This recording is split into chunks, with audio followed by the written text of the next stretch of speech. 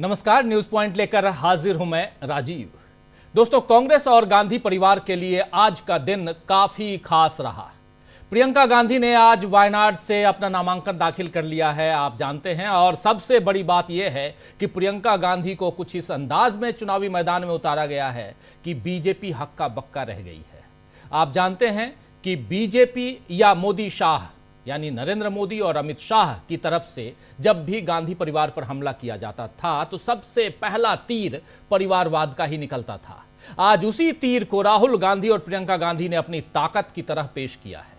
आप सोच रहे होंगे कि क्या कह रहा हूं मैं। बिल्कुल सही कह रहा हूं। दरअसल वायनाड राहुल गांधी का संसदीय क्षेत्र है। 2019 और अभी 2024 में राहुल गांधी ने यहां से जीत दर्ज की थी, लेकिन इस बार रायबरेली में भी राहुल गांधी जीते और रायबरेली की सीट बरकरार रखते हुए वायनाड सीट को राहुल गांधी ने छोड़ दिया। ऐसे में उपचुनावों में कांग्रेस यहां से किसी मजबूत नेता को ही खड़ा करती, लेकिन राहुल गांधी ने पहले ही बता दिया था कि प्रियंका गांधी ही अब उनकी जिम्मेदारी को आगे बढ़ाएंगी। और आज दोनों भाई बहन ने एक दूसरे का साथ देते हुए परिवार की महत्ता को देश के सामने पेश कर दिया। प्रियंका ने अपने बड़े भाई राहुल गांधी का साथ देने के लिए वायनाड के लोगों का आभार माना और अपने लिए उनका समर्थन मांगा। वहीं राहुल गांधी ने बताया कि उनकी छोटी बहन किस कदर अपने दोस्तों और परिवार के लिए सब कुछ न्यौछावर करने को तैयार रहती हैं और वायनाड उन दोनों के लिए पहले से ही परिवार की तरह है।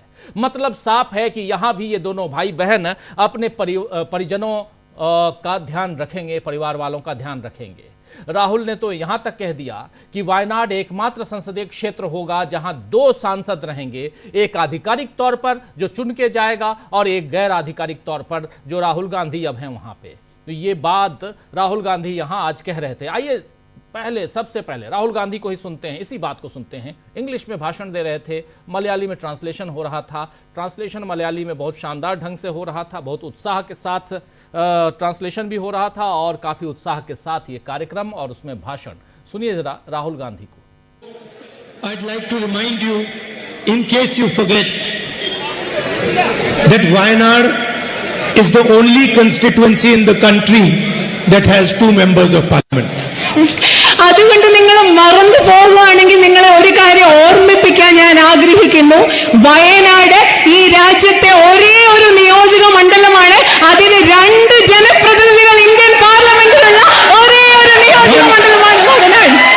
One is the official member of parliament and the other is the unofficial member of parliament. അതിലെ 2 ജനപ്രതിനിധികൾ, ഒരാളെന്ന് പറയുന്നത് വയനാടിന്റെ ഔദ്യോഗിക പ്രതിനിധിയാണ് ഇന്ത്യൻ പാർലമെന്റിൽ. രണ്ടാമത്തെ ആൾ വയനാടിന്റെ അനൗദ്യോഗിക പ്രതിനിധിയായി ഇന്ത്യൻ പാർലമെന്റിൽ ഉണ്ടാവും. And they will both work together to protect the interests of the people of Wayanad. चलो, तो हम दोनों साथ साथ लड़ेंगे और यहाँ के की जनता के लिए, उसके इंटरेस्ट के लिए यहाँ लड़ेंगे नहीं बल्कि काम करेंगे। ये बात यहाँ कह रहे थे राहुल गांधी। तो जिस परिवारवाद के नाम पर बरसों बरस बीजेपी ने कांग्रेस और गांधी परिवार पर हमले किए, उसे एक झटके में राहुल और प्रियंका ने ध्वस्त कर दिया है वायनाड में। बीजेपी ने उम्मीद नहीं की होगी कि उसकी रणनीति इस तरह फेल हो जाएगी, लेकिन अभी तो शायद आगे उसे और झटके मिलेंगे। बिल्कुल आप सही सुन रहे हैं दोस्तों। आगे हम बढ़ेंगे और बहुत सारी बातें रखेंगे, लेकिन उससे पहले प्रियंका गांधी को आप देख रहे हैं, उनकी तस्वीरें देख रहे हैं। प्रियंका गांधी आज जब मंच पे पहुंची, इस रैली के मंच पे, तो उन्होंने क्या कुछ कहा है जरा सुन लेते हैं, सुनिए। When I was 17 years old, I campaigned for the first time for my father in the 1989 general election. It is now 35 years. I have campaigned for my mother, I have campaigned for my brother, for many of my colleagues. That it has been 35 years since I have been campaigning for different elections. Yes, this is the first time that I am campaigning for your support for myself, and it is a very different feeling. I am deeply grateful to Congress President Mallikarjun Kharge ji for giving me this privilege of being the UDF candidate from Wayanad, and to my family for supporting me and allowing me to be the candidate for Wayanad. It is my honor to represent you. if you give me a chance.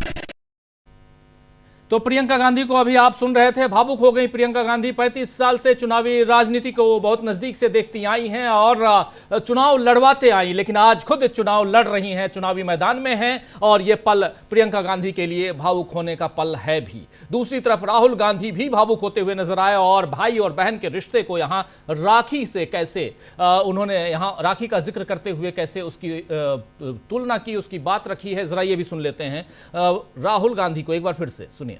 I also need a favor from you.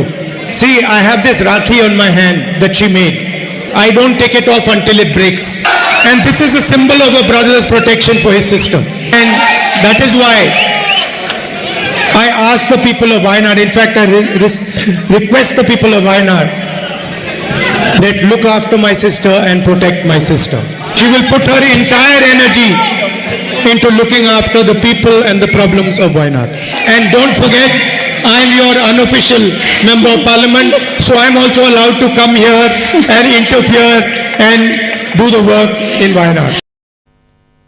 तो सुन रहे थे आप यहां राखी का जिक्र करते हुए और प्रियंका गांधी की बात और वायनाड से कनेक्शन, ये सारी बातें यहां राहुल गांधी रख रहे थे। उधर प्रियंका गांधी को भी आपने सुना और इन सब के बीच बीजेपी को शायद उम्मीद नहीं रही होगी कि उसकी रणनीति किस तरह से फेल हो सकती है और खासकर वायनाड के मसले पे, लेकिन अभी तो शायद उसे और झटके आगे लगेंगे क्योंकि अब तक अकेले राहुल गांधी के सवालों से बीजेपी परेशान रहती थी और अब प्रियंका गांधी भी लोकसभा में मुद्दों को उठाकर, जी हां, सदन के अंदर मुद्दों को उठाकर मोदी सरकार को प्रियंका गांधी भी घेरेंगी अगर ये चुन के जाती हैं तो। वैसे भी कांग्रेस के साथ साथ देश के एक बड़े तबके को इंतजार था कि प्रियंका गांधी चुनावी राजनीति में कब उतरेंगी।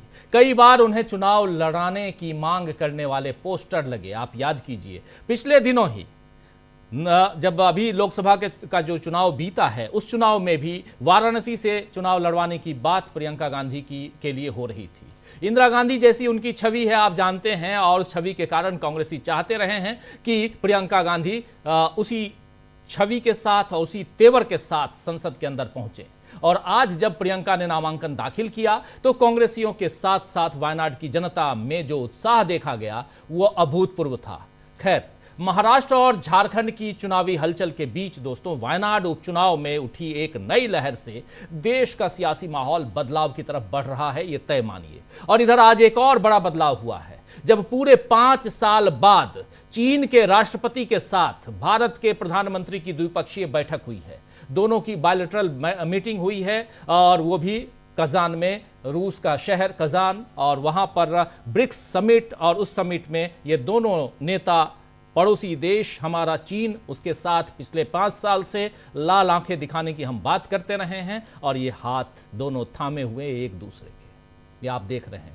प्रधानमंत्री और रूस के राष्ट्रपति के साथ में, चीन के राष्ट्रपति के साथ में मुलाकात, और कल रूस के राष्ट्रपति के साथ, पुतिन के साथ भी मुलाकात हुई थी। रूस के कजान शहर में दोनों नेता ब्रिक्स सम्मेलन के लिए पहुंचे हुए हैं। ये दोनों जिनकी तस्वीर आप देख रहे हैं, यानी मोदी और शी जिनपिंग, और दोनों के बीच चर्चा हुई है। अब इस चर्चा से देश को क्या हासिल होगा? क्या चीन की अतिक्रमणकारी नीति पर रोक लगेगी? क्या अरुणाचल प्रदेश पर उसका दावा बंद होगा? क्या गलवान के शहीदों के साथ इंसाफ होगा? ऐसे तमाम सवालों के जवाब जनता मोदी सरकार से जानना चाहेगी, मांगेगी। और साथ ही एक अहम सवाल यह भी है कि 5 सालों में ऐसा क्या बदल गया कि चीन के साथ चर्चा के लिए भारत राजी हो गया? और क्या मोदी की इस पहल से अब बीजेपी में बैठे उन राष्ट्रवादियों को तकलीफ नहीं होगी जो बार बार राहुल गांधी पर चीन का एजेंट होने का आरोप लगाते रहे हैं?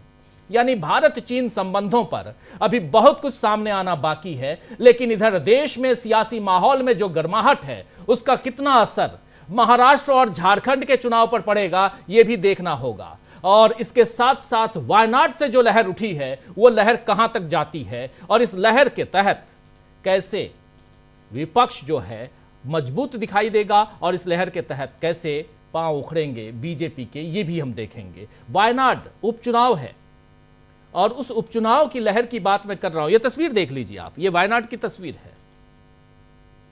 तो बहुत कुछ है दोस्तों आज इस पिटारे में। आइए न्यूज पॉइंट की शुरुआत करते हैं और सवाल यही कि अंतर्राष्ट्रीय स्तर पर, इंटरनेशनल लेवल पर एक बैठक से लेकर विधानसभा के चुनाव और उपचुनावों तक बीजेपी की रणनीति और कांग्रेस के दावे पर आज देखते हैं किसमें कितना दम है। चलिए चर्चा की शुरुआत करते हैं। हमारे साथ कुछ वरिष्ठ साथी जुड़े हुए हैं, उन सबसे आपका पहले परिचय करवाता हूं और फिर आगे बढ़ते हैं। जरा स्क्रीन पर ले आइए हमारे तमाम साथियों को। और फिर इस बीच एक खबर और भी बता दूं साथियों के बीच जाने से पहले।